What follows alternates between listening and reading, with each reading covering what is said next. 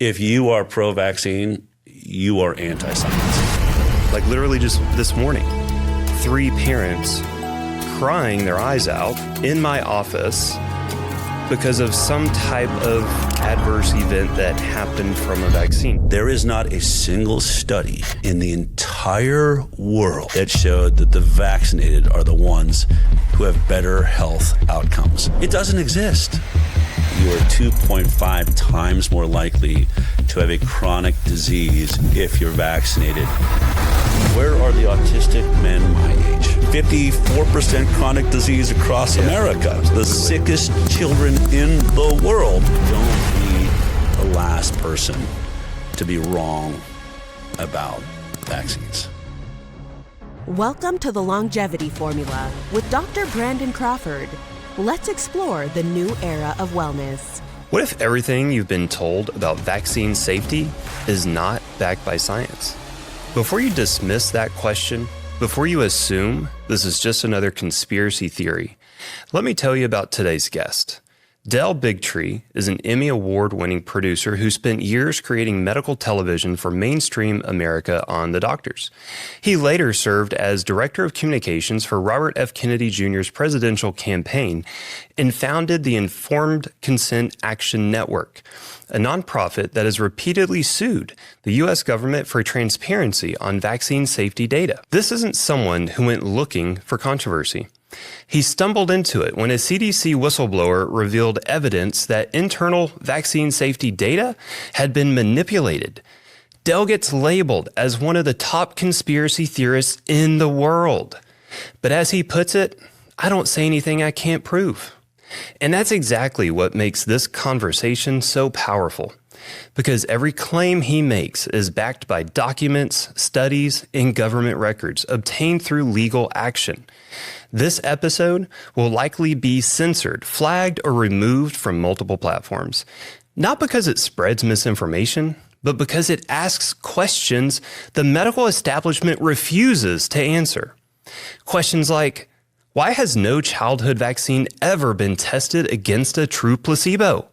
Why are we the sickest generation of children in history, despite being the most vaccinated?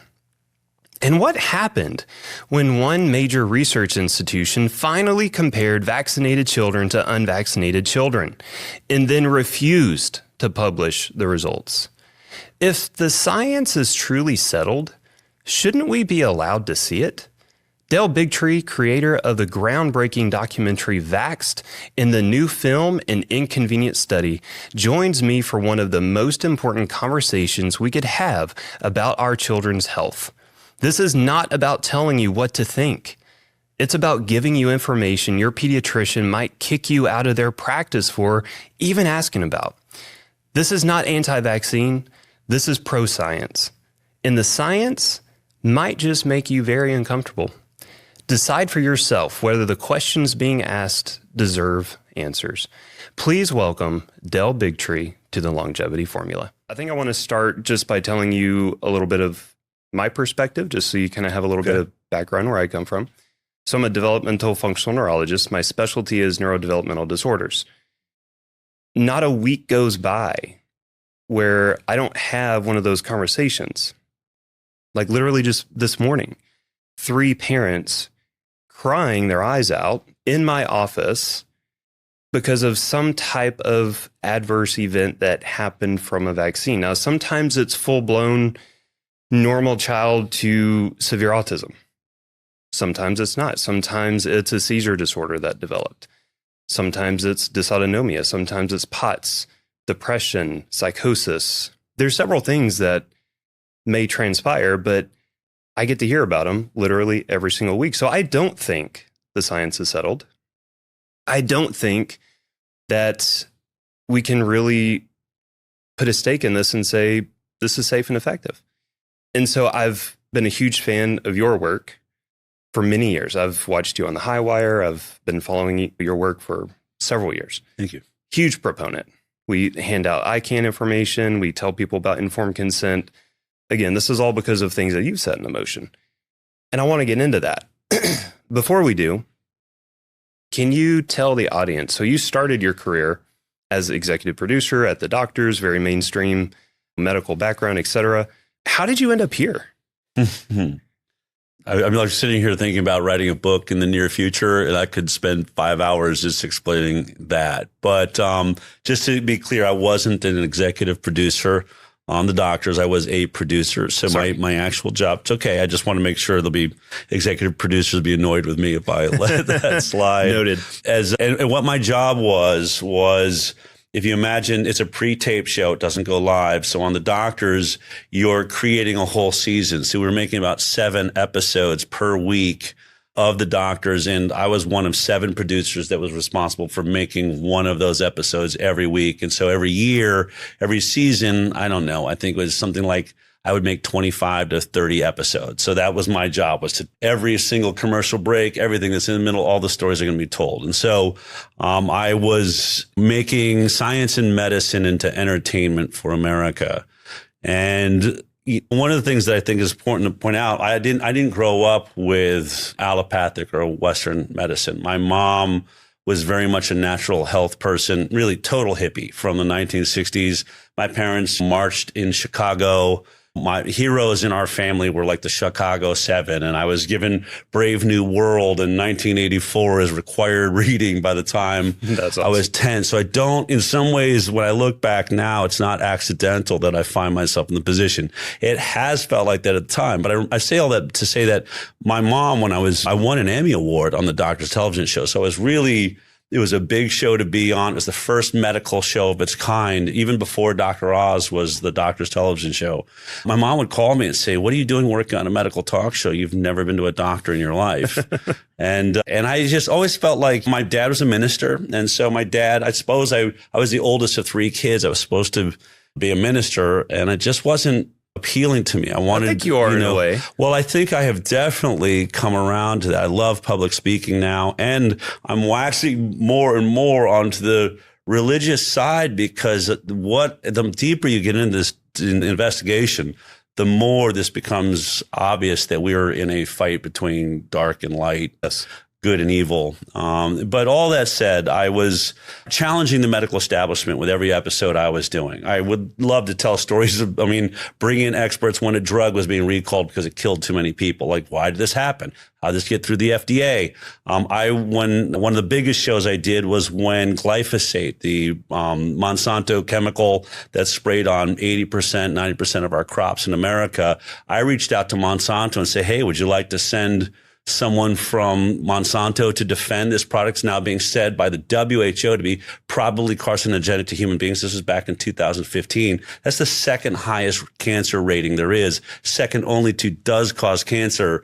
Next is probably carcinogenic to human beings.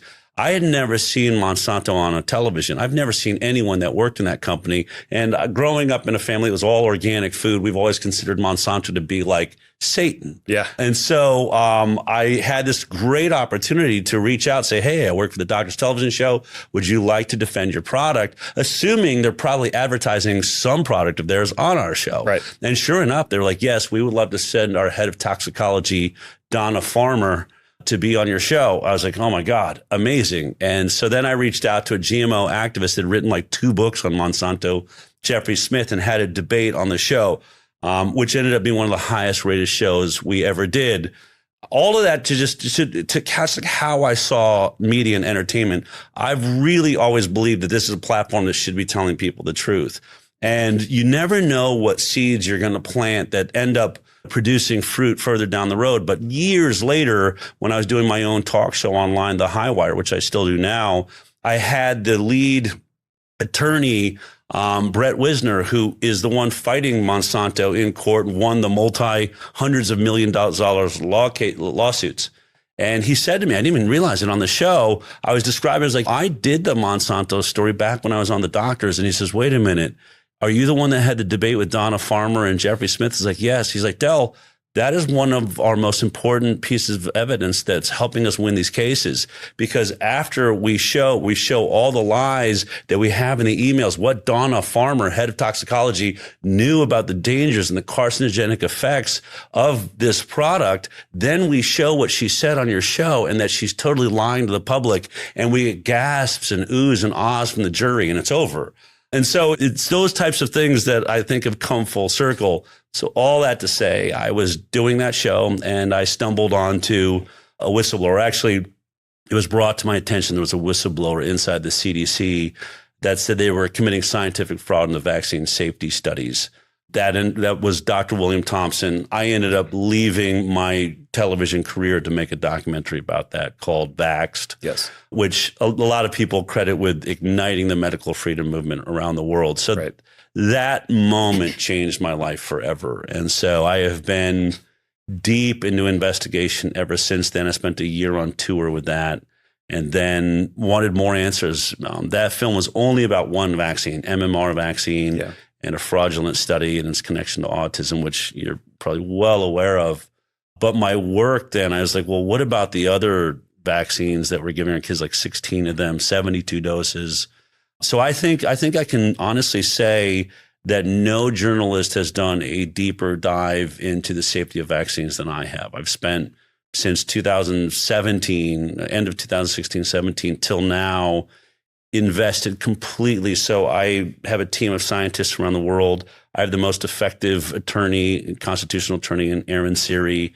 We've spent millions and millions of dollars suing the government for transparency, and all of that to reveal what I think we'll get into, which is safe and effective, or the science is settled. I think we can officially say now there is no science to vaccines.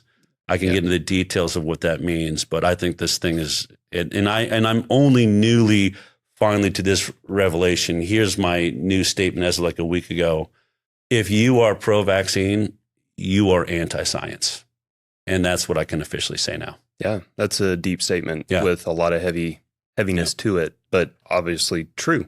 When you truly look at the real science, it's a very true statement. Yeah. There's a lot of fear around this conversation. And the first thing that like literally just popped into my head when you were talking about Vaxxed, the documentary that you produced, you came out with, when my wife and I went to see it, I took my handgun in with me. I was scared. I mean, I didn't know if there was going to be riots. I didn't know, a lot of that information was not very well accepted. Yeah. What type of blowback did you get from that? Oh my God. Vaxxed was at that time, and I think it may go down as one of the most controversial films ever made. Yeah. From the moment we were kicked out of the Tribeca Film Festival, so we were accepted into the festival, getting kicked out, which dragged Robert De Niro into the center of the conflict. It's his festival. I remember that. He had to admit to the public when he first stood by our film, the reason I like this film is I have a child with autism. My wife and I believe there is a connection between his vaccinations and his autism. And this is a movie that needs to be seen. Then he came under massive pressure from the pharmaceutical industry. Specifically, when they were kicking us out, the distribution company was a 1-hour phone call with Tribeca. Why are you doing this? Who's putting you up to this? Our filmmakers deserve to at least defend where their science is coming from, because they were saying there are scientific bodies that say that what your film is saying is untrue. Right. They never give us the opportunity to defend it. But in the end, they said, our number one sponsor is the Sloan Foundation and has been from the very beginning, and they will not let us screen this film. So Sloan Foundation, Sloan Kettering's foundation, are a massive pharmaceutical medical institution. Yeah. So from that moment on, everywhere we went was headlines, baby killers. Every mainstream news outlet was against us. So you're right. Yeah. We even had bomb threats at theaters that we were going to, and it was outrageous. But because I think it created so much curiosity, it backfired on them. And everywhere we went, every theater we went to was a sold-out audience, lines down the block. I remember the first huge audience was in Orange County just a month or so in, and I thought, what is showing here today? It looks like Star Wars when I was 7 years old. It was like 5 people wide as far as I could see down the road. And I asked the guy that had just gotten us into the theater that day, what else is showing here today? And he says, what are you talking about? That's all Vaxxed. I was like, you're kidding me. So it created huge controversy. But I'll say this, there was a lot of bluster, a lot of rage and anger, especially in media, but nobody ever showed up to those screenings. I think I had One time in Denver, 3 sort of pathetic protesters with signs that I walked up and talked to and said, I'll give you free tickets if you'll come in and watch it. Yeah, there you go. But mostly with all the threats and all the anger and all the rage, no one's ever really showed up and stood in our face or got in the way of any of the films that I've made. Right. So it's sort of fake. Sure. But it seemed huge, and it certainly helped give us free advertising. Absolutely. Well, that was well worth it. I mean, again, it was huge. Me, my whole circle of people, my colleagues, everyone, we championed it. I had Vaxxed when people still watched DVDs. We would hand them out to patients. I mean, it was a big thing for us in the office. We finally had something to reference, something for people to watch, because no one wants to read. Yeah. I mean, that's the society we live in. Yeah. So it's been a huge asset. Turning to... Well, let me just to finish that up. I think it's what's interesting people don't know is that it had a grassroots movement like nothing we've ever seen. The theaters were all booked by regular people that just called the theater, says, I want this movie. We used a company that would bring the movie to major theaters. And like I said, I traveled the country for a whole year in a bus that said Vaxxed on the side of it. Everywhere we went, we had negative headlines in every town we went into. The beauty of it is, had they just ignored us, had they not kicked us out of Tribeca Film Festival and just said, let them have their art house run, we would have probably lasted like 2 weeks in a few art house theaters. But because of the constant attack upon us, they made it a worldwide sensation. I could go out and fill out theaters in Australia, in Japan, you name it. And because of that, a lot of people don't know this, as much pushback as Hollywood had, the Motion Picture Academy of Arts and Sciences reached out and said, we'd love an official copy of Vaxxed. We've never seen a grassroots, like this movie is really set a precedence in how grassroots could make a film famous. And it's a cult classic at the very least. So it now sits in the archives of the Academy. When it was going down, did you have that perspective of, hey, yeah, they're all coming against us, but this is going to blow up? I mean, or like, what were your thoughts on that? I actually planned on it. Perfect. I had a one-trick pony. I had one goal. When I screened the film right before we were going to, our last sort of edit of it, we're going to send it off to Tribeca, and we were in a friend of mine's house, and I had a lot of producers and friends that I'd worked with, including a couple of actors. And I remember when the film ended, Isai Morales, the actor, he's like the bad guy in the Mission Impossible films right now, great guy. And he said to me, Del, the film's really compelling, but there's been other great films on this topic, and they get buried. They never get any advertising. They never see the light of day. How are you going to get this film out there? And I said, Isai, every other movie on the vaccine issue has interviewed Dr. Andrew Wakefield, who's the most controversial doctor in the center of this entire conversation, and they all cut him out of the film. And I've asked them why, and they always say, he brings negative press. He gets bad press. I said, so they opted for no press. I said, I've made a different decision. Not only is Andy in this film, I'm going to celebrate that he's directing the film. And I am hoping that the pharmaceutical industry makes the biggest mistake of their lives and attacks him and attacks this film in headlines across America, because then and only then will this country know that this is actually a debate. And that's what it did. So at the same time, ironically, I was running Vaxxed on negative press. So was a guy running for president named Donald Trump. He used the same approach. Oh, there's brilliant. no such thing as bad press. Sure. That's brilliant. I'm going to have to keep that. Write that down for me, Vanessa. I'm going to need to keep that in the back of my head. That's fantastic. So going to more recent events, why did you feel led and obligated to then produce an inconvenient study? You know, what's interesting is it's born out of that same exact moment. As I say in the film, I was touring with Vaxxed when we were going to be going up through Michigan with our tour, and somebody reached out that was up in Michigan and said, hey, I know the head of infectious disease at Henry Ford Health. Henry Ford being one of our most prestigious research institutions in America, but certainly in the world. And I said, well, I'd be fascinated to meet with them. I mean, you have to understand, I would love rooms full of doctors. I'm not trying to, this should be a medical debate. So I was like, I'll debate anyone on it. So anyway, Dr. Marcus Zervos was his name, world-renowned scientist and doctor. At the same exact moment I was having dinner with him, he was just getting through having been the central doctor inspector on the Flint, Michigan water crisis. So this was a guy that was already standing up against the health department of Michigan saying, you are poisoning people here in Detroit, especially those underserved. They're getting lead poisoning. They're getting Legionnaire's disease. So the guy had some credibility too for having stood for what was right. So I'm always interested in meeting a hero anyway in medicine and science. And so we sat down at dinner, and the first thing he said to me was, Dell, I've watched your film, Vaxxed, which is very compelling. He says, but you've been saying something as you're traveling the country that I really took issue with, which is I've watched your little YouTube videos and things, and you keep saying we've never done the proper science to establish safety of any of the childhood vaccines. And he said, so I sit on the biggest databases in the world. So I went and researched that so I could show you you're wrong. And he said, and I'm shocked that I have to sit across from you and tell you you're right.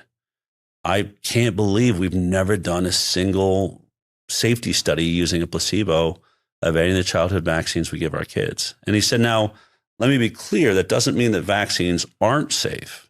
It just means that we can't say that they're safe. And I said, that's all that I've been saying. And he says, yeah, no, I watch you. You've been very careful about it. So that's how our conversation began. I think he was disturbed by that, as any doctor or scientist or anyone who believes in science should. Yes. How did this product not get the same testing every drug we take goes through? And to be clear, he was very pro-vax. He stated, I don't know where this conversation is going to go. I am pro-vax. He's bragged to me multiple times. I'm the reason we mandate vaccines on everyone that works at Henry Ford Health. I'm obsessed with it. So he's been really clear on that. And so he said, I don't know, what I could do for you, but I certainly was interested in having this dinner. And I said, well, if we could put an end to this debate forever with a very simple study. And he said, well, what's that? I said, well, why don't you do a study that compares the health outcomes of vaccinated children with completely unvaccinated children? And he said, I would do that study. I said, great. And I even warned him, though. I said, look, I'm going to warn you. If that study turns out the way I think it might, I think it could be really damaging to your career. I mean, anyone that goes near this subject gets attacked. He seemed to think he had credibility that was good enough. He also said, I'm a scientist. I follow the data wherever it leads me. Yes. And I'm also about to retire, literally what he said to me. So it seemed like the perfect opportunity. And I pressured him for a couple of years. It didn't happen right away. Like maybe twice a year I'd reach out, especially if I was pulling through town, you want to grab a bite. How's the study? Were you thinking of doing it? Just trying to keep an open dialogue. But then in 2018, it's sort of been long enough, I flew out with my attorney, Aaron Siri, and we really sat down with him and said, look, this is a civil war that's going on in this country. The trust in the vaccine program is crashing. Of course, we're in the middle of COVID at that point. Everything else actually 2018, it wasn't happening yet. But by the time he did this study, it was 2020. And he did do the study and then didn't publish it. And that's where we had an issue, because I had said, look, if you do this study, only one rule, no matter what it says, if I'm wrong, you're wrong, you publish it. And I felt like we were the ones taking the risk. I mean, he was the lead scientist on the Moderna trials for Henry Ford. So this guy believes in what he's doing. Absolutely.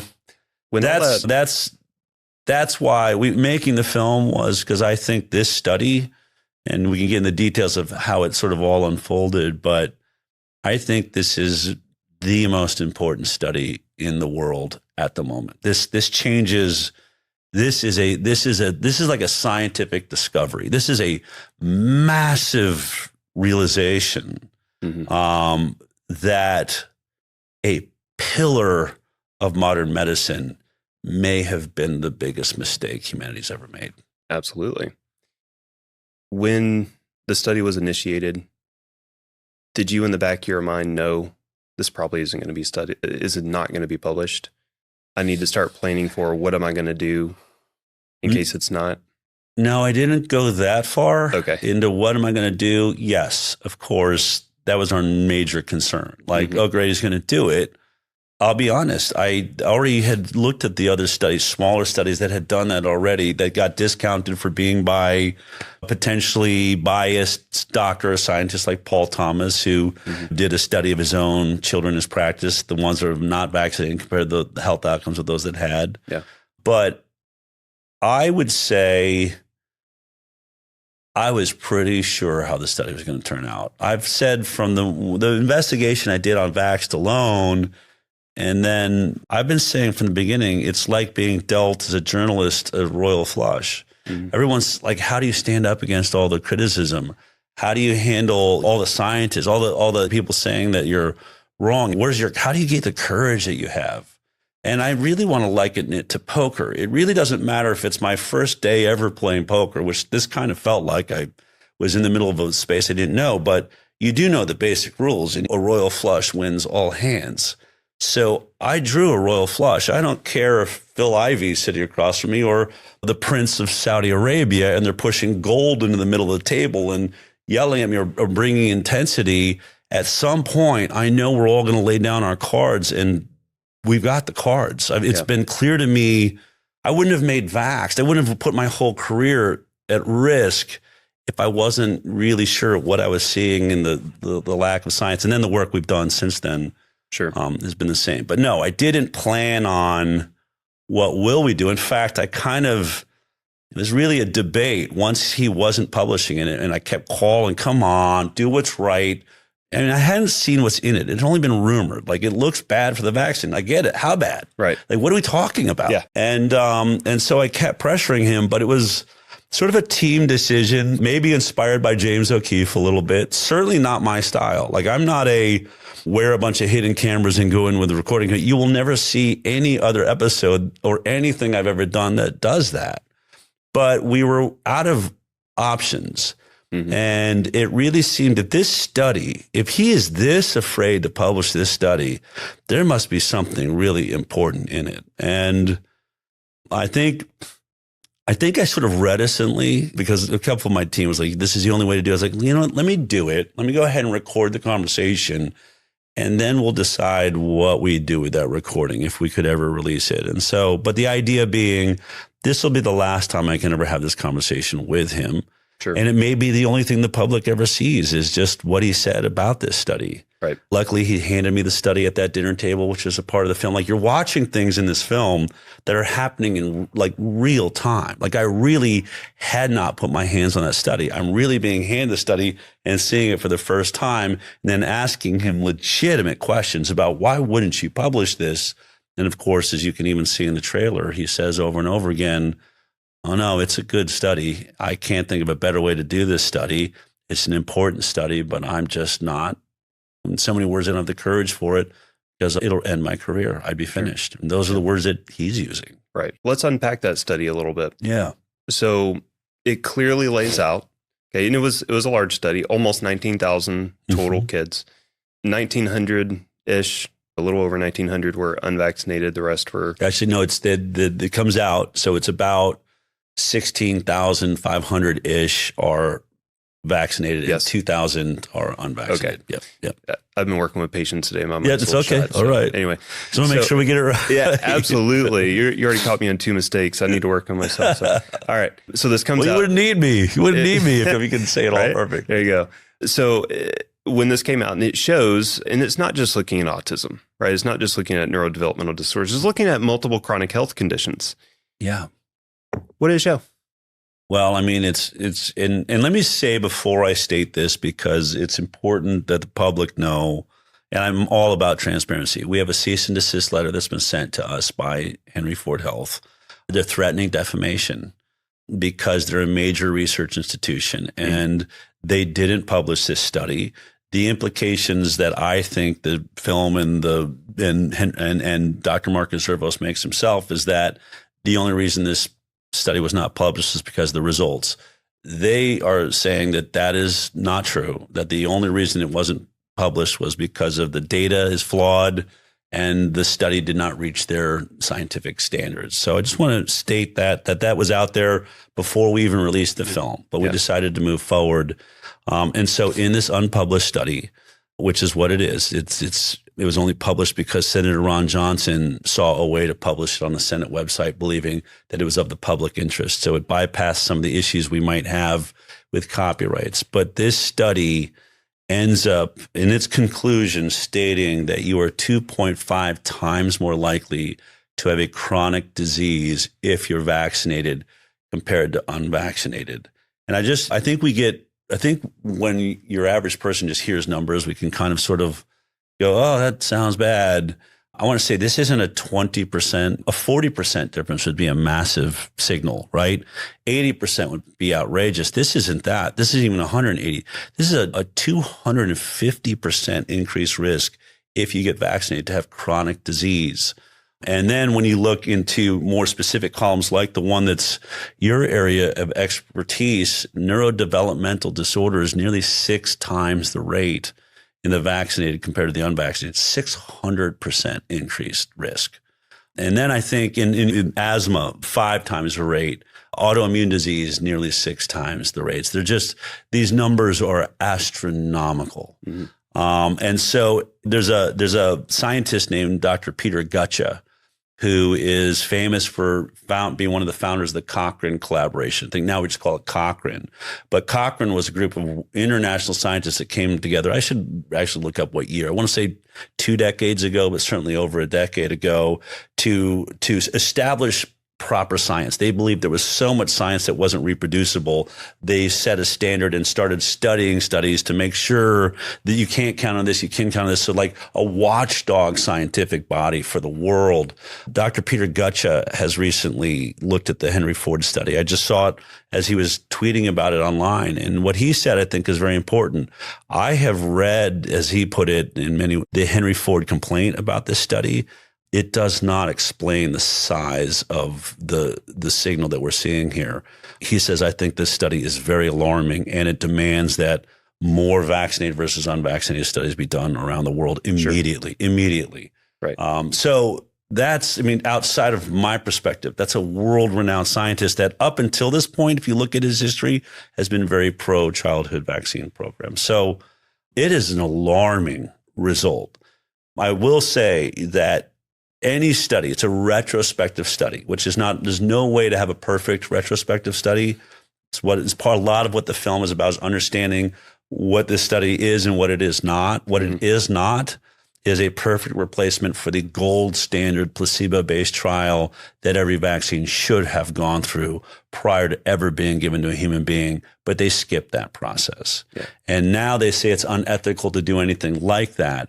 So all you're left with, the gold standard, and this is by, I think it's a Midwestern doctor, another great X account, if you ever want to read one, I think it was him that said, you have to understand that you can poke holes in any retrospective study, but when you've skipped all the rest, this is the remaining gold standard. It's all we have. And so what that means is studying groups of kids where they've already made the decision to vaccinate or to not vaccinate. And so if it stood alone, it would still be an intriguing study and I think worth more investigation.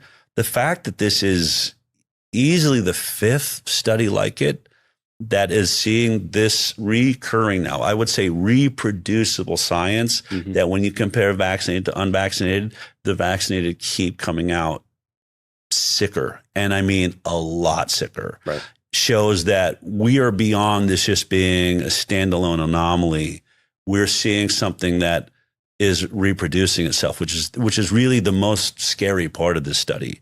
And when you look at the fact that this was a pro-vaccine institution by a scientist that brags about being pro-vaccine, is clearly doing this study, I think, in my mind, to prove those other studies wrong and to prove all the anti-vaxxers wrong, to prove Robert Kennedy Jr. wrong, to prove Del Bigtree wrong. And they end up coming to maybe some of the most damning results we've seen to date. That's what safety science is supposed to be. Yes. It's supposed to be the opposition challenging everything, throwing everything you can against a hypothesis or a product to say, I can prove you're wrong. If they only prove you're right now, you've really proven something. I think that's where we're at right now. Well, that's what I have to do as a provider. I have to prove my methods are safe and effective. And then I've developed laser therapy or therapy laser devices. I have to prove that they're safe and effective. I have to test each individual component, even the casing. I then have to test everything together. I have to prove that this isn't going to harm anyone. Yeah. We'll tie that into something later. But so I do agree with you. And you've been talking through why this is the most important study ever. It's huge and it's being ignored. Why is Maha talking about Tylenol and not this study? I mean, it's a good question. I think that I was Robert Kennedy Jr.'s director of communications. So I feel really good about the job he's doing at HHS. It is a very, very difficult place to be. And you have to understand, even when I spent 3 years with him, should he ever find himself in a position as president or even better, frankly, as HHS secretary, how are we going to help the entire country recognize what's happened here? So every move he makes, if you watch him, he's trying to show you that he's not coming from a space of bias. He's bringing in people that disagree with him. He'll sit down with the head of Pfizer. Be like, why is he having that conversation? Because it's truly how he's wired. And it's sort of why would I sit down with the head of Henry Ford Health? Why would I sit and talk to a pro-vaccine virologist of all things? Like, why? What are you doing, Del? Because if this guy does the study and it proves what I think it could, far more powerful than if I do this study or someone that's considered to be on my side, right? And so I think right now, I haven't talked to Bobby about it. In fact, since he's gone into office, we've really cut off communications because I get calls. I get New York Times, almost every day. What do I know about what's going on with Bobby? I say, why don't you keep it yourself, Bobby, and I'll guess. That way I can say, I can have an opinion and not have to be like hiding information. But Tylenol is a problem. It's a problem I've reported on for a long time. Correct. I think, and even though mainstream may be ignoring this study is reaching, and I mean, I think it may be bigger than Vaxxed. There's multiple things that have happened recently that really I found shocking. I interviewed a senator in Australia. He was viral a couple of weeks ago because he started asking questions about the placebo trials of the Australian vaccine program to like their head of health. And I was like, oh my God, that sounds like a question I would have asked. So we reached out and said, would you come on the show? He said, I'd love to. I watched your show. I was like, oh, really? And so then we looked at the entire debate he had in the Senate in Australia. And he asked the question to this head of health, have you read the Henry Ford study? Are you aware of this vaccinated versus unvaccinated study? And the guy says, yes, I'm aware of it.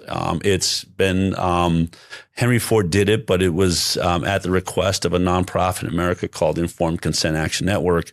I was like, oh my God. And so I asked the senator, did you pre-submit your questions? Did this guy know this question was coming? He's like, no, I surprised him with it. And I think that's huge. I think the fact that some pro-medical who gave the worst answer, by the way, on that placebo question you've ever heard. I think it'll go down as like one of the worst answers of all times. The fact that all the way on the other side of the world, the head of a health department knows my nonprofit and this study shows you, I think, how expansive. I just had a friend from Hollywood that is a location scout and manager checking out a new mansion in Beverly Hills, called me 2 days ago and said, I realized I was talking to the owner, oh, you're a doctor. Just out of curiosity, have you heard of the Henry Ford Health study? And they said, oh, yeah, it's being passed all through Kaiser right now. It's very disturbing. And I think we're in a different time. We are all starting to really question what's going on here. I think this thing's massive. I think we've tracked at least 25 million views worldwide. But when heads of health departments on the other side of the planet are talking about it, I just think we now realize we can't track how many people have seen this film or this study. Right. So, yeah, all that to say, I think Bobby's going to let it run on its own merits instead of jumping in there. I think and I hope what he's doing is it's time for our own regulatory agencies, HHS through CDC, maybe NIH, to do a massive vaccinated versus unvaccinated study on America's database. That's what he's wanted to do. So I feel like this film and this study now primes the pump for that to happen, so that when we see that study finally come, you'll realize it's not bias anymore. And I know, Bobby, I said to him, we all talked about it. When you finally get around to doing that study, please make sure there's scientists from both sides that have agreed to the study protocol, so that it's been challenged, that it comes out, so that no one can say, oh, that was done by a bunch of anti-vaccine scientists that lost their license or whatever. Bobby knows the importance of removing bias right now. And I think that he's trying to build that coalition to even do the study. I think that's what just happened with Benares at the CDC. Sure. I think she was unwilling to even do a study. And that's a problem. That is a problem. You know? I agree. I mean, obviously, I don't know the pressures of being in his position. I'm sure there are many, and some of them can be quite scary. So, I know that I know he's doing good work, and he is trying to get as much done as he possibly can. I'm sure there's unfathomable things that he has to try and overcome. So going back to your statement, if you're pro-vax, you're anti-science. Yeah. Let's unpack that a little bit, because now I think everyone listening is starting to understand that statement a little bit more. Mm-hmm. When you say that, can you walk me through, you've already mentioned there's never been a double-blind placebo-controlled study. Okay. Right. Number one, why? It's a really good question. We have to go back to the historical background of vaccines, right? That takes us all the way back to smallpox and Edward Jenner. Mm-hmm. Edward Jenner, in the middle of smallpox, recognizes that the milkmaids don't seem to be getting smallpox. Yeah. And he sees these lesions on the sides of cows that have pus, and we recognize it as a pox. They call that cowpox. And so that the vaccine is born in that moment. And by the way, genius, great. Like, if this had worked, fantastic. Exactly. Right? I mean, I'm not against modernization or what this idea was, but I think, and this has just been studying it and looking at trying to answer that question. So he starts scraping the pus out of these cows, cutting people's arm and slapping cowpox into their arms. And by the way, vacca is cow. That's why it's called a vaccine. It literally comes from this moment. You're in the middle of, we're talking over 100 years ago. So you're in the middle of a concern of a disease that's deadly and ravaging communities. And so I think they just said, well, who's going to want a placebo-based trial right now? It looks like it's working. Some of the people that the milkmaids aren't getting it, some of the people we're giving this to seem to be fighting off smallpox around them. So let's just go with it. And so that's how this program starts. The next major event you have, and by the way, not the world's greatest vaccine.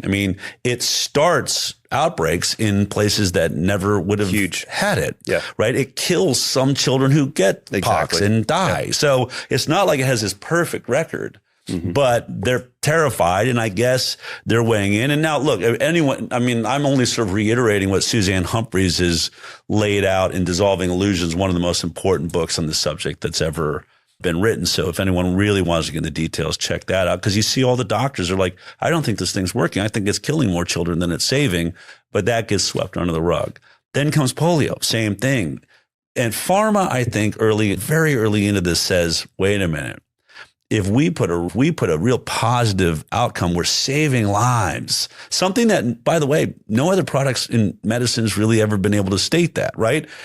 Everything else in medicine is triage. Mm-hmm. We can put you back together if you're dying, or you've been hit by a car, or you get a disease. We'll try to give you drugs to help get rid of that disease. There's nothing that was going to help you avoid ever getting sick, right? That's a power medicine's always wanted. So polio, same thing. We have polio. We don't have time to really do a placebo trial. We got to save the masses. Yeah. So vaccines have always sat in the minds of the creators as an emergency. Mm-hmm. Now, where was the emergency on the chickenpox vaccine, right? There isn't one. Where's the emergency on the measles vaccine? The death rate of that before the vaccine came along was 1 in 500,000. That's a zero. Exactly. Right? No emergency, but it got used to, it had the public convinced and used to this emergency measure. So we're going to skip all the other stuff that drugs have to go through so we can get it on the market. I think since polio, I mean, look, there should have been placebo trials even then. Sure. But since then, every vaccine since has been running on a false premise. Right. And then ultimately, look at what a vaccine is. What's so fascinating about it is I always try to talk to people like, imagine you're an entrepreneur, right? We all want to create a new product. You want to make money off of that product. Can you imagine a product that you don't have to advertise because the government pushes it on people? You can't be sued because it is liability protection by the government. So you literally don't have to do any safety tests. And then the worse it is at working, and one shot doesn't do it. Look at COVID, 10 shots. Exactly. So you get to sell 10 times the amount of product, the worse it works, and make even that much more money. So it's like, it is the dream. But here's the greatest marketing genius of all times. And I gotta recognize my opponent. The Bigtree comes from Mohawk, right? You gotta recognize the warriors you're up against. I gotta hand it to them. This idea that starts, I think, around polio, where they really get rolling with it, is this product only works if everyone takes it, right? There's nothing like it in the world. So if you think about it, and look, COVID's a really good example for people to wrap their head around it. We now know the death rate of COVID was somewhere around 0.35%. Yeah. It's exactly where Trump, by the way, got ridiculed, saying, I think it's a lot less than 1%.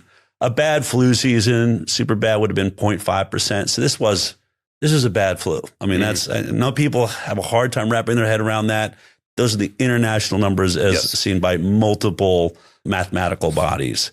All right. So if you were an industry like pharma, would you rather make a product that only 0.35% of the population takes to keep them from dying? Or would you rather have a product that you might even say, hey, that 0.35%, they're too weak to be vaccinated. Absolutely. So the 99.65% of you have to take this product to protect that vulnerable group. That's genius. That's genius. That's genius. So look at this product. It's not like any drug, every drug, like take it at your own risk, could die, could have this, all the side effects run on the commercials. But vaccines, forget about all that. We need you to take the risk to protect that tiny little group. So 0.35% or 99.65% is your audience, and every government in the world forces you to take it. Yeah. That's what we just watched. That is advertising genius. That is why the most lucrative future for the pharmaceutical industry is in vaccines. Don't let anyone tell you otherwise. I still hear people say vaccines don't make them any money. Oh yeah? They are the second, third, usually fourth inside the top 5 highest grossing products now in every pharmaceutical company. Hundreds of billions made just off of the COVID vaccine that didn't even work. Absolutely. So you're talking about this concept of herd immunity. Yes. And it makes me cringe when people start talking about herd immunity, because herd immunity has never been studied in the vaccinated population. Mm-hmm. This is really based on an unvaccinated group of sheep that show that, hey, if a disease spreads through sheep, spreads through animals, then that develops immunity within the herd. Okay, that's true. But where's the vaccinated part of this? Where's the study that actually shows that this herd immunity concept exists, not only in animals, but in humans? You're absolutely right. It's been stolen from the term natural immunity. Yeah. Right. Herd immunity is something that they recognized in areas where measles would sweep through. They did. The studies on sheep are the ones that are most definitive, but there's sort of an observational study that an island that caught the measles wouldn't catch the measles again for 10, 20, 30 years until there was enough kids born that weren't immune. Then suddenly you would see it sweep through and everyone would be infected, not die. Like I said, especially by the 1960s, as soon as you have clean running water, measles becomes a trivial experience. But then they tried to say they could achieve that with vaccines. And that was the measles vaccines. When you look back at the scientists, it was split 50-50 between the virologists that believed we should vaccinate for measles and the ones that said don't ever do it. The reason being, the debate was this. Publicly, they were saying, look, measles is highly infectious, but has very low mortality, morbidity. It's a 4-day rash. But because it's so infectious, everyone's going to catch it, basically. We could be making a mistake if we pressure that virus, right? This is something I think we know a little bit more after watching COVID. The idea of creating a leaky vaccine. If the vaccine does not eradicate that virus, you're pressuring it to mutate. It's going to, nature is going to get stronger. What happens if we take a trivial childhood illness and make it stronger? If it's that infectious, it could be the worst move we've ever made. They said, don't worry, we'll have it eradicated within 5 years. Well, they didn't. 1966, 7, 8, it's still there. So they add a second booster shot. And then we've been on 2 boosters and then 3, and now there's 2 more MMRs as adults. Yep. Meanwhile, every baby boomer that was born prior to the 1960s, when it started going out, even 1970 was when the vaccine program really rolls out. But the baby boomers, they all caught measles once, and they have been immune for life. An immunity that has never, ever been achieved by a single vaccine. They didn't have to get 5 boosters. They don't have to end. When you really look at it, the success of the vaccine program has been built on the backs of the baby boomers, because the vaccinators like to say, look, we have herd immunity. No, you don't. It's a waning immunity that's disappearing. The only solid immunity that keeps the world sort of in order is all of the baby boomers that are just now starting to leave us.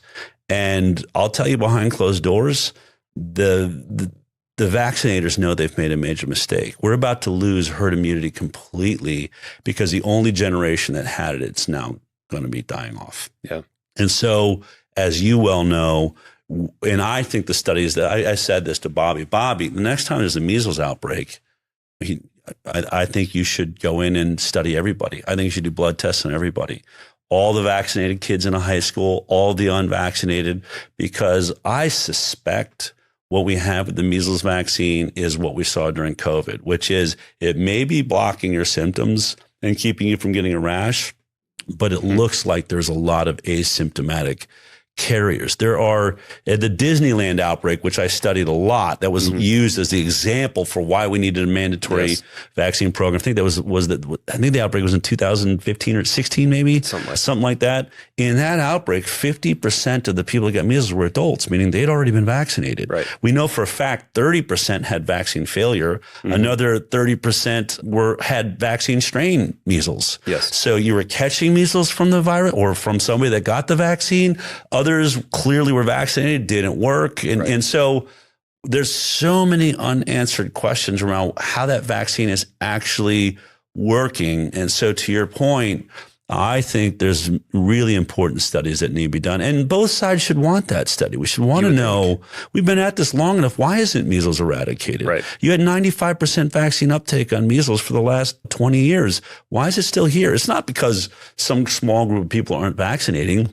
Yeah. 95% was supposed to be, is well more than you ever said it was going to take. It's just not working. Correct. And that leads into the discussion about low, medium, and high responders and how not everyone has the same type of antibody response from a vaccine. Some people have none. Some people have a short duration As response. with the virus itself too, exactly. Right? I mean, like these issues exist in natural infection too. Right. Well, you've mentioned COVID a few times. Have you looked at Kevin McKiernan's work? And the DNA contamination. Yes, with SV40 promoter and whatnot. What are your thoughts on this? Look, I think I'll say this. First of all, it's terrifying, and that is a legit scientist, right? Yeah. This is a guy that doesn't come you can't go back in his history and say this guy's been a rabid anti-vaxxer. He's not. Not at all. Not at all, right? He's just saying, look, this vaccine was rushed on the market. I'm seeing some things that are troubling based on my work and what I do and product cleanliness or all of it. How well was this product made? And as he's pointing out, many are, the Pfizer BioNTech, the product that was given the public was not the one that was tested. That's a huge problem. Big problem. That's massive. Yeah. I mean, be like gel time kind of problem. It's a serious problem. What do you mean? You tested one product and made a different one and gave that to the public. So right there, is a massive issue. And what he's talking about with DNA contamination, I mean, these numbers are off the charts. I mean, this is an issue. It's not like it's an issue no one thought of. There are regulations on the limits the amount of foreign DNA particles can be in an injectable product like a vaccine. This is off the charts. And so I'm not the level of science, but when you're growing viruses or when there's DNA particles, if you can't extract them from the product, you're sending foreign protein into a body. I mean, you have to imagine, think of it like when you get an organ transplant. You have to take drugs the rest of your life, in most situations I know it, to keep your body from seeing that as a foreign protein, as a foreign invader. What do you think about DNA particles from someone else's body? It's one of the things, there's a great stem cell and biologist expert named Teresa Deischer, who years ago I had on the show. She's world renowned, and she looked at autism and vaccines. She believes it's the MMR and the varicella, that is the aborted fetal DNA protein that's in the vaccine. By the way, those vaccines are some of the only ones that don't have adjuvants as we know it, meaning a neurotoxin that incites your body into reacting, which is what we put into an immune stimulator. Yeah, yes. Immune stimulator, which is a crazy concept. We can get into that. MMR doesn't need one. Why? She believes, and I think it's clear, what she's saying is, it's a fascinating statement. When you're pregnant, there's a moment where the DNA from the baby gets into the bloodstream. When it reaches a certain level, that is what creates labor, is when there's so much DNA from the baby that is now overwhelming. The body then rejects the baby and pushes the baby out. There's more foreign DNA in an MMR vaccine than a mother needs in her bloodstream to induce labor. That's frightening. That's frightening.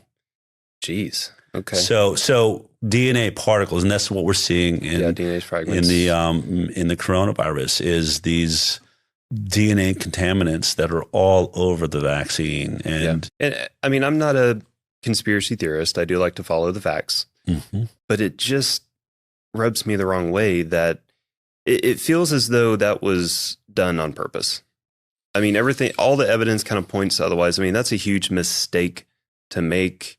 And we see a lot of people that have, honestly, some of the wildest vaccine reactions I've ever seen to COVID. I've never seen so much post-vaccine psychosis in my office. Yeah. Psychosis, depression. I think so I say this, and I'm with you. Obviously, I get labeled. I think I'm probably in the top 10 conspiracy theorists in the world, but I don't see myself as a conspiracy theorist the way that label works out. I don't say anything I can't prove. Sure. And so I can't prove. I haven't found the evidence of actual malice where they've attempted to hurt people. I will say this vaccine is so good at killing people in so many different ways. It seems like a perfect weapon. I'm having a harder and harder time describing that as accidental because of how effective it is. Doesn't mean I still can't show you the smoking gun, but I would point out that some of the biggest proponents like Bill Gates, what's the other thing they talk about all the time is the need to reduce the population of the planet. And so I'm not going to jump to cause, but I will say this. When powerful entities tell you their number one agenda to save humanity is to reduce the population, I would also follow what they're investing in. And when their number one investment ends up being vaccines, I think that you've got to start, it certainly has to make you start questioning what the narrative that person or that group is funding into your television and telling you. I'll go this far. Whether or not what COVID is doing is sterilizing women, we know that. That's a huge problem.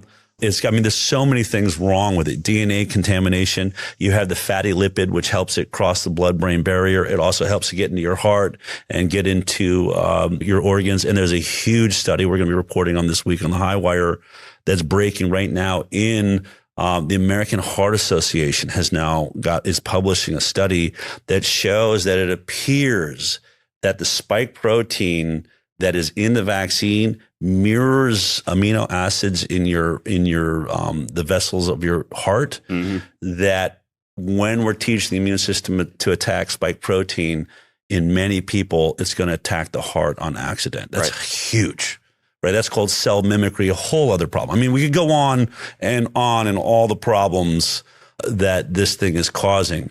But here's my perspective.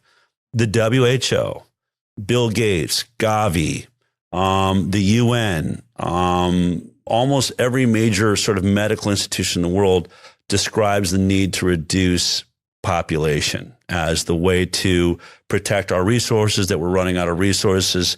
True or false? I mean, I'm not even going to I don't think it's wrong to be looking at, are we going to have enough food for everybody? All of those questions. But we've already seen a vaccine program in Kenya was caught sterilizing women. I think the same thing has happened in India. Both have kicked the groups out of their countries.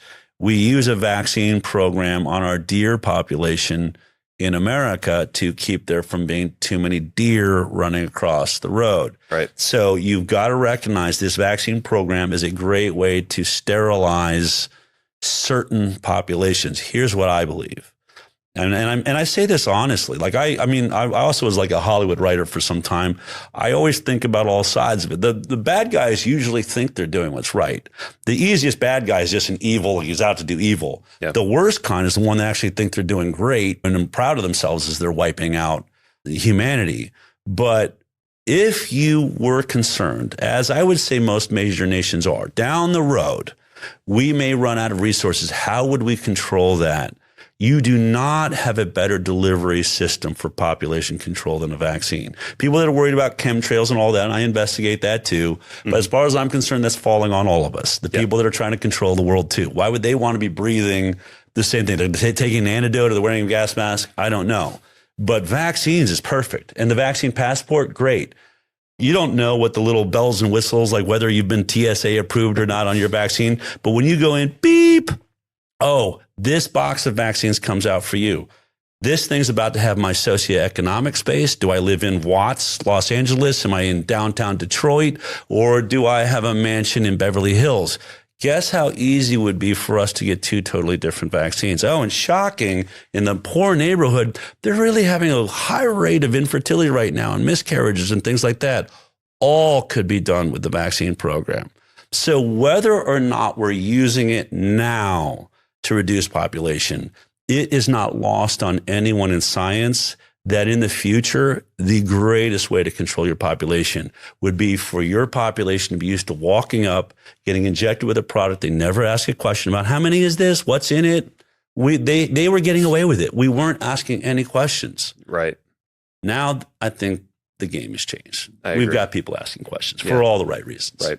I don't know if you've seen it's like a little sticker now you can put on your wrist that's going to be delivering vaccine. Oh yeah, the little microderm. Yeah, it's scary as crap. And dyes you, like puts a permanent dye in you that can track whether you've gotten it or not. Absolutely, lovely idea. I mean, we should do it here first because I don't think anything states freedom and independence like a forced product that dyes me to make sure that I've been forced to take it. It does make me think of the mark of the beast. I mean, it's hard not to go in that direction with us. Yeah. To be honest. So you mentioned earlier about how vaccines are shielded from liability. Yeah. So this happened back in 1986. So it's not a new event. No. But so like I was saying earlier, right? So I make lasers. I have to test those. I have to make sure that the component parts are safe. Everything together is safe. I have to make sure there's either predicate devices or I have to do de novo studies. I have to prove they're safe. And there's a couple of reasons why we have to do this. Number one, it's a product to help people. I have to prove it's going to help people, not hurt people. Number two, from a company perspective, if I do hurt someone, they can sue us. And that makes us have to really make sure that our product is safe. But vaccines are not like that. Now, if someone is injured, what happens? Like, what is unfolding in this liability story? Well, you're right. Liability is one of the greatest tools of a free market, which is what America is supposed to represent, right? We don't have government not supposed to interfere with how our market works. Selection and choice, may the best man win, the best product wins, natural selection. That's what our market is supposed to represent as best as it can. Right. When you change a major element like this product suddenly has no liability. No one making it can be sued. No one delivering it can be sued. No building you receive it in can be sued. You throw nature into flux and have a major issue there. You know, the reason it was passed, and I think it's important because both sides were at the table, right? I always wanted, we tend to look at this from a biased lens. But I did a great interview with Barbara Lowe Fisher, who was one of the moms supporting the Vaccine Injury Compensation Act. As she described it, they worked on it for, I think, over a year. But the night before it passed, they rewrote the whole thing and it changed the nature of what she thought it would be. But to begin with, it happens because the pharmaceutical industry in the court document states that we're losing so much money from death and injury from the vaccine program, we can't make a profit. So just put that in your cap. Sure. Right. This product is so bad. Of all the things pharma makes and recalls and all the mistakes it makes, the amount of people that die and the lawsuits that happened, vaccines is the only one that was so bad they couldn't make a profit. And so they go to Ronald Reagan and essentially blackmail him, I would say. They put the pressure down and say, we're going to stop making all vaccines unless you protect us from liability. And of course, the Congress had to agree to it, and it was huge hearings, and they decided to say yes. I think that for Barbara Lowe Fisher's perspective, she put in the vaccine court side, which was supposed to be I don't forget is it non-confrontational court, but where what they recognize is we know some children are a casualty of this vaccine program. There's allergic reactions. There's kids getting injured and maimed, but we want to vaccinate everybody. And what she said is, we parents that are having these injured kids, her being one of her son was injured, we can't afford to fight Pfizer. We can't go to court. They can wait us out. So if we're going to be a casualty that's just accepted by a mandated vaccine program, then the government should have a way of just saying, yes, we recognize that's an injury that happens from vaccines. You don't have to fight in court. You don't have to fight Pfizer. We're just going to pay you. Here you go. Sorry, you're one of the ones that got injured. That was the idea around it. But it was supposed to be just as strap-on. You could still go sue Pfizer if you wanted to. Right. It was just for those parents that just wanted relief. Yeah. Okay. Instead, it became the only way. You can't. What it changed overnight is you suddenly can't sue Pfizer at all. And this is the only court you're going to go into. And then you had a problem. Now your government's the one holding the liability, right? And so this happened in 1986. By early 2000, you had about 5,000 families lined up in vaccine court, this no-fault court, that's what it is, no-fault court, with autism. And up until that point, each autism case, injury from vaccines, was paying between $3 to $5 million for the lifelong costs these parents were enduring for the child all the way through their adulthood and death. They're going to be in a home. They can't leave the home. Once the parents die, then who's going to take care of them? Huge expenses and all the health issues. So now the government was suddenly staring at, oh my God, 5,000 cases at $3 to $5 million apiece. Just type that into your calculator.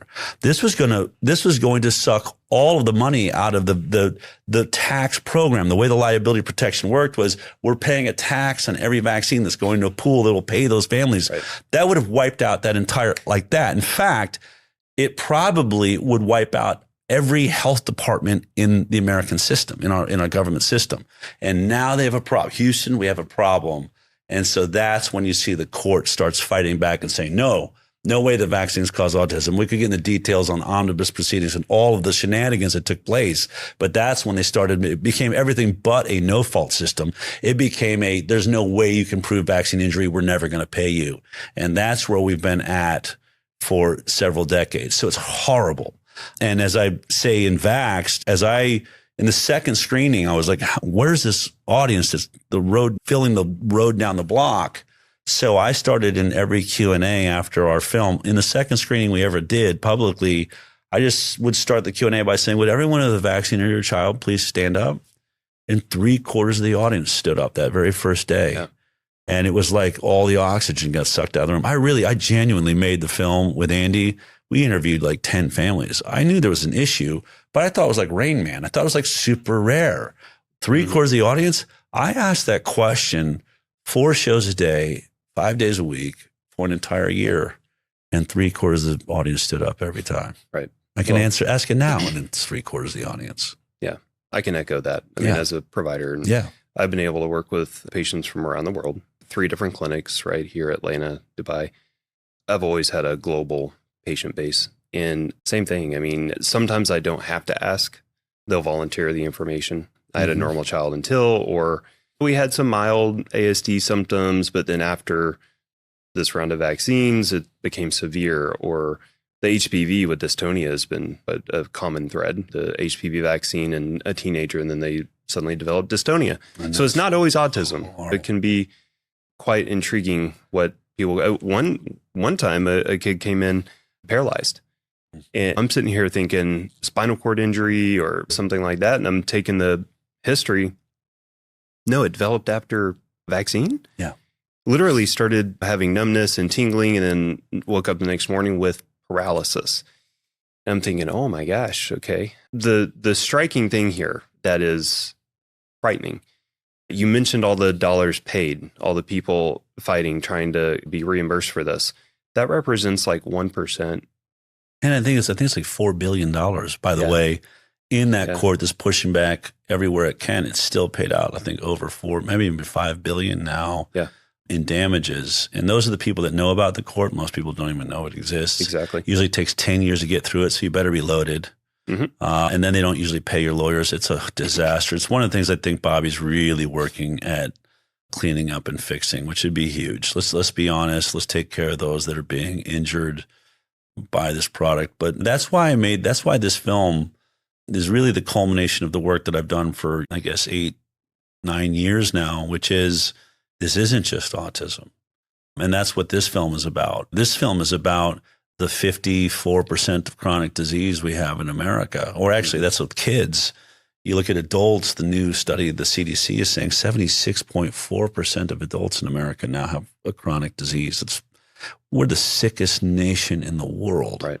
This is the sickest generation of kids we've ever seen. And I think you've got to wrap your head around that then, because we grow up thinking about American exceptionalism, our arguments against ever having a socialized medical system. I'm not saying because I want one, but it was always like, we have the greatest hospitals in the world, the best doctors in the world. Why would we mess with that?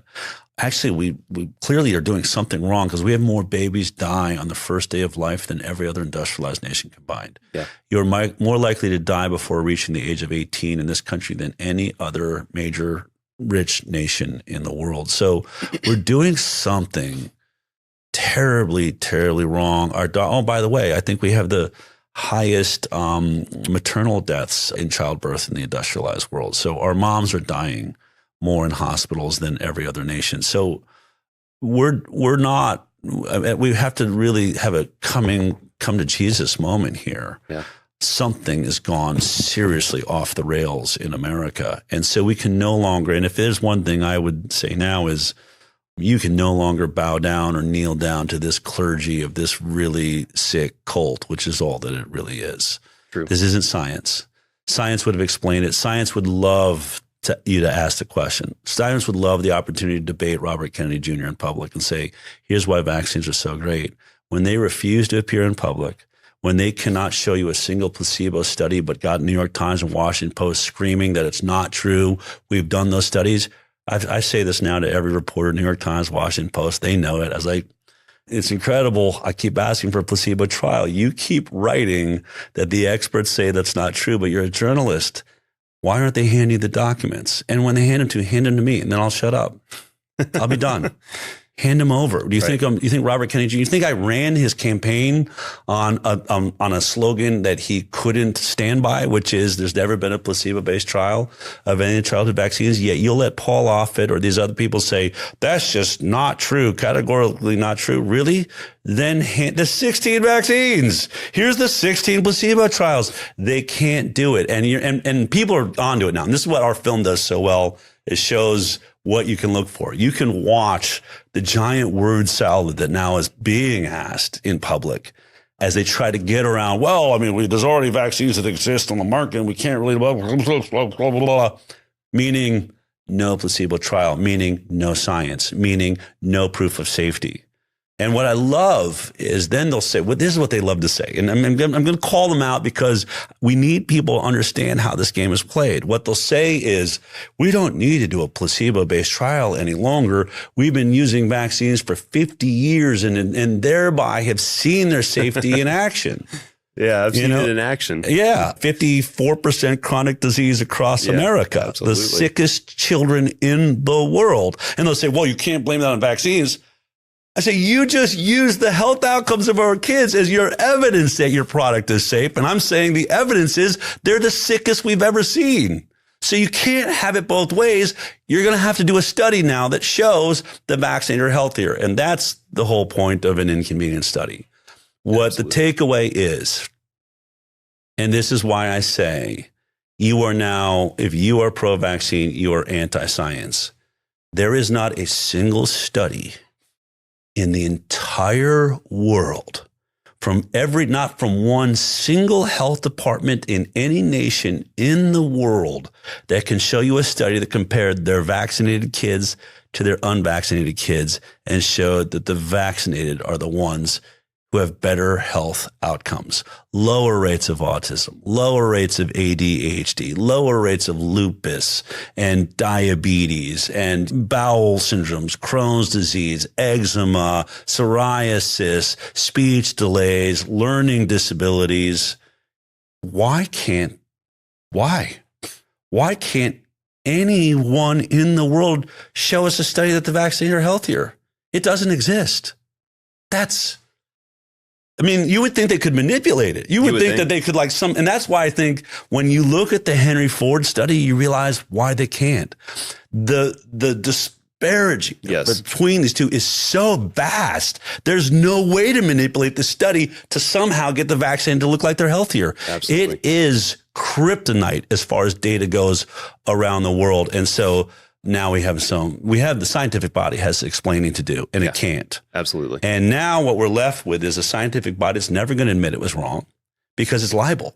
Government agencies that will never admit they're wrong, they're liable for trillions of dollars in damages now because they made us take these products telling us it was making us a healthier nation and we can't go to school without it. What happens when we suddenly go, oh my God, the government's going to be sued for the millions of children whose lives have been destroyed? And so we're in a position now where you could sit as a parent, you can wait for your news anchor that's being funded by the pharmaceutical industry to finally admit to you what you're going to see in an inconvenient study and all the other studies like it, and wait. Or you can say, you know what, at this point, as a parent, I'm going to have to use my own intuition now, and I'm going to have to do my own deep research, and I'm going to have to start making decisions because I don't want my child's health to be based on a coin toss. It's worse. It's worse than a 50-50 coin toss if your child is going to be free of chronic disease or not. Much worse. Absolutely. Well, on my side, right? So I've got a different fight I'm fighting, right? Because these people are coming to me injured. Like the boy I told you about earlier who is paralyzed. Well, he's not paralyzed anymore. He has full function of his legs after we worked with him. Amazing. I've been able to take nonverbal autistic children. They can now speak. They have a voice. I have a book that I just turned 40 and I threw my back out over the weekend proving it. So, so I have a book. They put lots of patients wrote in, and one of them was, I'm able to say happy birthday because of you, right? I mean, this kind of stuff, right? A child right now, Millie, born with alobar, this is not related to vaccine, but alobar holoprosencephaly. We're developing her brain. Never been seen before, never been done before. We have all this going on. Yet when I bring it to colleagues, when I bring it to medical conferences, when I bring it to all this kind of stuff, they either say, well, they must have not been diagnosed properly, or, that's not properly studied. It's junk science. I'm like, guys, this is real. Like, so that's my fight, right? We're busy fighting that fight. We're all fighting that fight. Exactly. I mean, yeah. And to that point, because it's really it's what puts me in the middle of this. When I was working on the doctor's television show, the first couple of years I was the field producer. So I went out and would shoot the stories that would go into the shows. And so I scrubbed I helped the executive producer of the doctors. I was on Dr. Phil. They said, Del, we're creating a new show. Work with that executive producer on developing it. So I was the first one ever scrubbing into ORs and shooting surgeries. We had to figure out how you do it. How am I allowed in? How am I make sure I'm not causing any issues? Cameras hadn't been there. I shot hundreds and hundreds of surgeries for the show. And people would say, like, what did you learn from that? Like, what did you learn from your experience on the doctors? And I would say that medical evolution is the slowest moving animal in the world. Mm-hmm. We've never overcome the Galileo effect, which is as soon as we hear something that changes science as we know it, we don't all celebrate it. We throw that guy in jail. We put him in house arrest. We go after their license. That's exactly what happened on the doctors. I mean, the beauty of that show was I always say it had like a Santa Claus effect to it, which was we'd go online, people writing in all these different injuries and illnesses and just crazy stories, right? And that's what our show is based on. Let me find this crazy problem someone has, and then let me see if there's a doctor anywhere in the world that can cure it or do a surgery or anything. And so as a producer, it was an awesome experience because I could find someone around the world and say, hey, I've got a person that is, living in a trailer park and has no money, but they have this issue. And I think you figured out how to do a surgery that fixes that. Would you do that surgery for free on the doctors, therefore getting advertising and putting yourself on the map? I mean, I think it was like 100% yes. Yeah. I mean, I could ask for I gave away $1 million surgeries, right, to people. And then the show, people were in tears. You've saved this person's life. It was so amazing. But I'll tell you this, probably the three biggest miracle workers. Where I was in and I just watched a human being do something that should not be possible, saved a life at a level that is just off the charts. The three times I remember thinking that, I don't think any of those doctors have their license today. And they were under threat when I watched them performing those miracles. And I would ask them, certainly all of medicine's coming your direction. Mayo Clinic, everyone must be lining up. No, like the opposite. They're coming after my license because they do not want to change. They don't want to leave cut and burn with cancer. They don't want to relook at how we're using surgeries on backs. They don't want to go into the brain and figure out the way that I am getting to tumors without touching brain tissue. And so instead of being celebrated, the best of the best that I ever saw were fighting to keep their licenses. And it's like Raiders of the Lost Ark. You finally find the Ark, there it is, and then mainstream medicine just shelves it away somewhere in a basement, somewhere never to be seen again. That is what's happening to the greatest products and the best ideas happening in medicine. And you're fighting for your life. I know you are. Yep. The better you are at it, the more, unbelievable the results, the more likely your days are numbered into keeping your practice going. You're at a risk. Absolutely. And it's horrifying. And it's the exact opposite of watching all these medical shows, all the shows on TV, like these heroes, the exact opposite of what it is. It's absolutely opposite. Yes.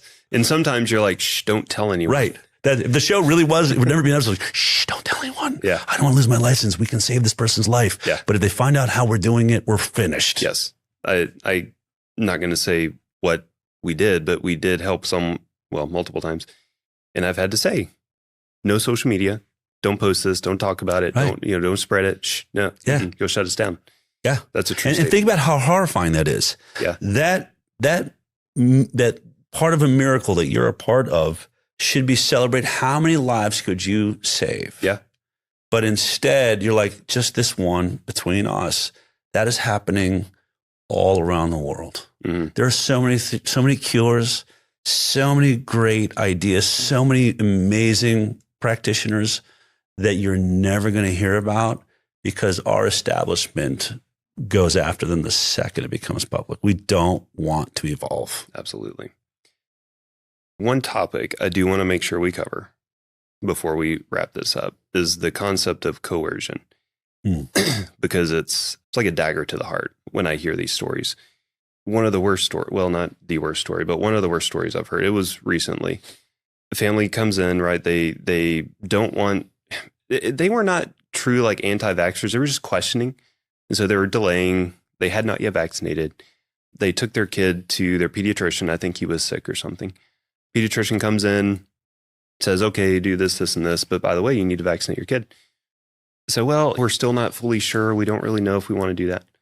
So, okay. He leaves the room. He comes back with 3 other doctors. And this team of physicians then towers over the parents. Bullies them. Says, outnumbers them. Number one, you're not going to be able to be a patient here. If you don't vaccinate, we may have to call CPS. If you don't vaccinate, your child might die from these very preventable causes, et cetera. So they vaccinate their kid. What unfolds is horrendous.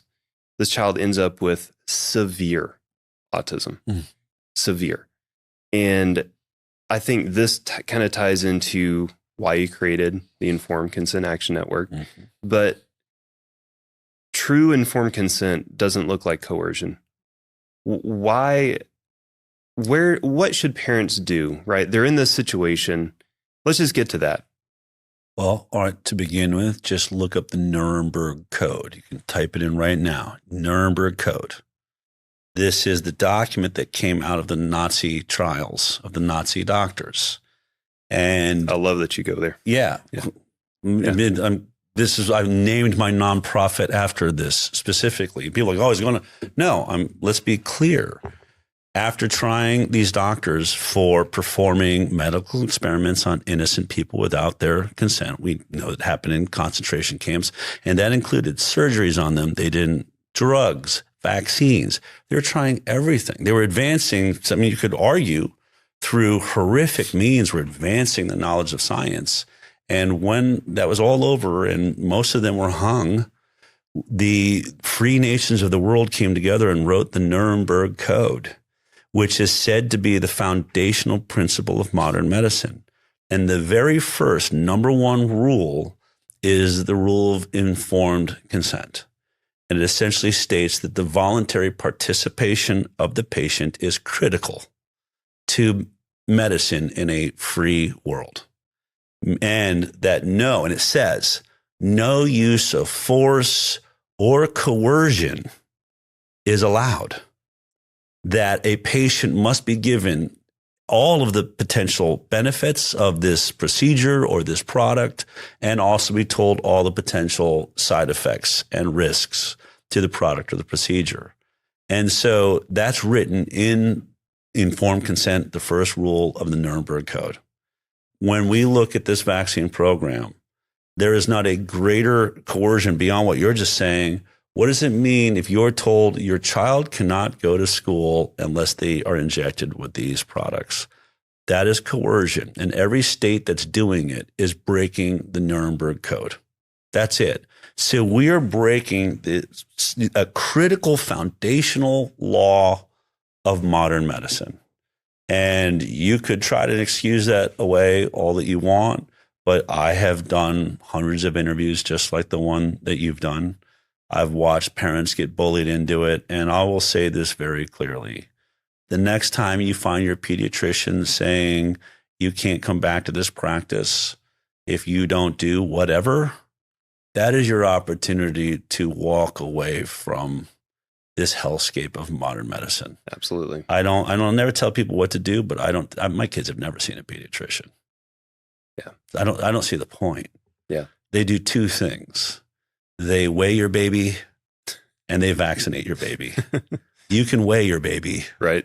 And you don't want the rest of what they do. and they'll be like, oh, well, no, seriously, if it's anything beyond that, my baby, like if your baby's really having an issue, they're going to tell you, go to the ER. Yeah.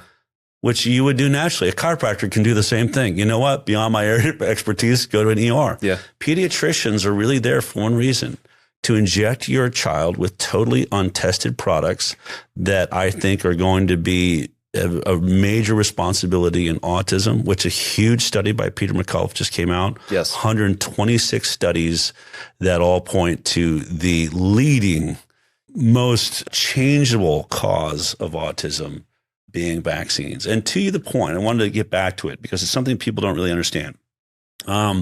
The HHS, Bobby, and FDA, Marty McCary, just put forward leucovorin, which is the first drug that has ever been approved by the FDA for the use in autism. Mm-hmm. Now, whether or not, I'm sure you probably have opinions on it, and I know for sure no product there's nothing's going to be a one size fits all for autism.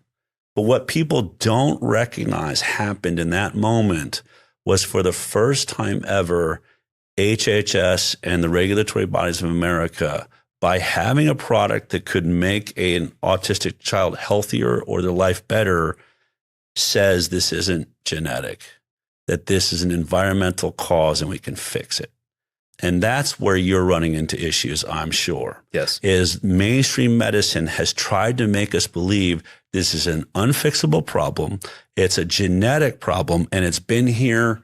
We're just diagnosing it better. I mean, that is the statement. Yes. As soon as products can make a child start speaking again, you have just left the universe of this is genetic. Absolutely. And that's what they never wanted to have happen. Yeah.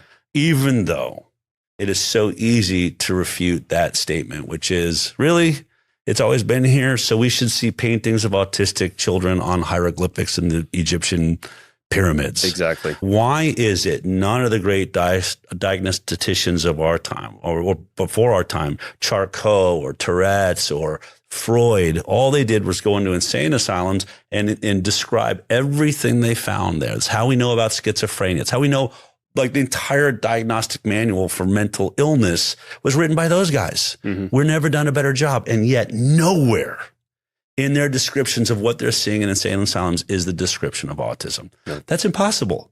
It's 1 in 12.5 boys in California. I think they would have seen it. Absolutely. Or as Bobby puts it simplest, where are the autistic men my age? Exactly. They don't exist. They don't exist. And so that is what you're running into, is the orthodoxy is crashing down now. The more we see products, the more we admit you can heal and cure autism, then the more the last 40 years of medicine is proved to have been lying to us and wasting taxpayer money and destroying children for no reason. Absolutely. It's heartbreaking. It's heartbreaking. It's sad to think that we could be this misled, but it's also sad to think how many practitioners like yourself have been hiding. I mean, that's what I want to point out. I mean, there's a lot of doctors, just like the center of my film, and Dr. Mark Zervos, that don't do the right thing. They know better. They know where this should go, and they're just afraid. And there's the ones that are trying to do what's right, but have to be so careful about it. Yeah. If we had a different environment that wasn't controlled by the pharmaceutical industry, if we were truly scientific, we would invite all of these questions. We would invite every laser, like, let us look, let's challenge it. I'm sure you'd be like, bring it. Like, absolutely. Bring every challenge you have. Let's go. NIH, let's go. FDA, let's go. My doors are open. Doors are wide open. Absolutely. And I think that is going to be the evolution that's taking place right now. Yeah. But will only happen when we recognize as patients and as citizens, when we start demanding, I need evidence from you now. Yeah. I need evidence that these vaccines are going to make my kid healthier. Don't tell me about chicken pox. I didn't die of chicken pox. I had it. Don't tell me about measles. My parents didn't die of measles. Let me make it clear. I say this, I always get off on the trap, but when a journalist will say to me, Del, they love saying this, Del, how does it feel that you're getting people killed by the measles? I was like, what do you mean? They're like, the statements you make and the media you do gets people to stop vaccinating. They're going to die from the measles because measles is deadly. I was like, it's deadly, huh? They're like, yes. I was like, okay, then how are you here asking me that question? Like, what do you mean? I was like, you're standing here telling me measles is deadly and asking me this question. Are we agreed that measles is like one of the most infectious diseases on the planet? Yeah, everyone will catch it. Right, okay. Which means every one of our ancestors caught it, and we are all here. Absolutely. 7 billion people are here because their parents and grandparents didn't die of the measles.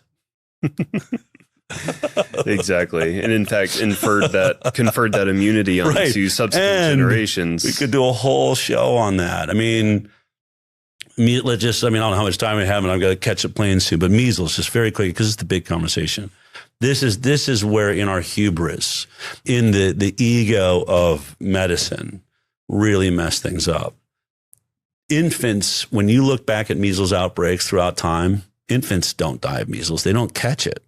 And they knew then. That's because the mother, when she caught measles at 5 years old, 6 years old, 7, that lifelong immunity is so powerful, it's passed on at birth to the baby. Yes, it is. And lasts for at least a year and a half. If the mother breastfeeds, it can extend to 2 or more years. That's right. At 2 years old, a year and a half, the baby's perfectly healthy to handle a measles infection. Certainly shouldn't happen to a few days old or a few months old. That would be a weak infant.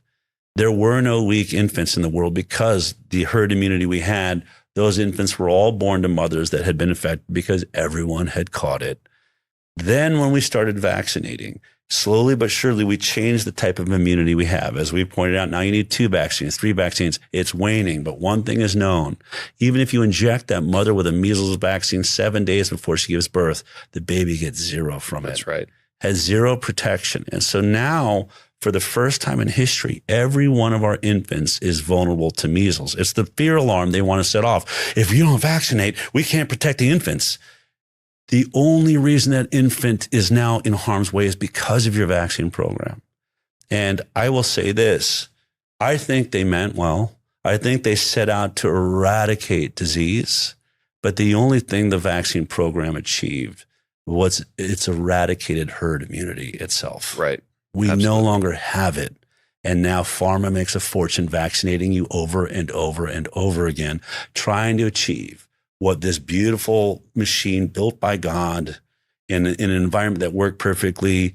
We could handle these diseases. We caught them once and we never had to worry about it again. Yeah. Now we are perpetually in harm's way. We are perpetually being poisoned by vaccines. And I really think in these next few years, and I'll say this to every doctor that's not looking at this, every parent, don't be the last person to be wrong about vaccines. Absolutely. And I agree with your statement. I think that the doctors and a lot of the scientists initially, that's what they were trying to do. They were trying to eradicate disease. But then others stepped in and they saw the money train. They saw the ability to actually create their own client, like what you just described. And now we're in a bit of a sticky situation. So for everyone listening, that might be kind of scared now. What are the action steps? What can they start to do? How do they make sure that their children are safe? What are some things they need to do? Well, I mean, look, I think that I'm not a doctor. I'm a journalist. Sure. Right. And so I'm not into giving health recommendations. I give education recommendations. Right. And at least I would say one thing you can do right now is get informed immediately. Yes. It's not impossible. Let me tell you how you get the information your doctor is going to kick you out of the practice for asking for, which is, I want to see the warning label that was wrapped around the vaccine. You should ask that. I want to see the insert. You've got an injection, but it didn't start there. It came in a box, and in that box has a warning label, all the ingredients, all the testing, all the information about that product. Please hand that to me. I want to read it before I get this vaccine. It's a perfect test. If you get any attitude about that whatsoever, that is a perfect moment to recognize that this doctor is not out for my best good. Their ego's involved and they're uninformed.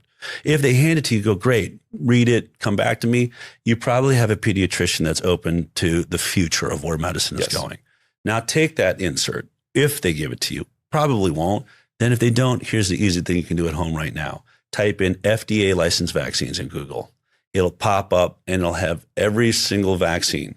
Now, some of those are adult vaccines. So then pull up the CDC's childhood schedule and look at the vaccines you need, and then go to that list and go, okay, for instance, for Combavax, hepatitis B vaccine that's given to your day 1 old baby that you will probably have Child Protective Services called on you if you decide not to get it.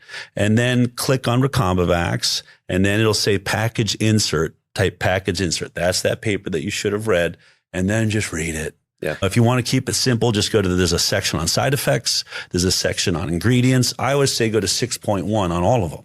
6.1 is where they describe the science behind how they established it was safe.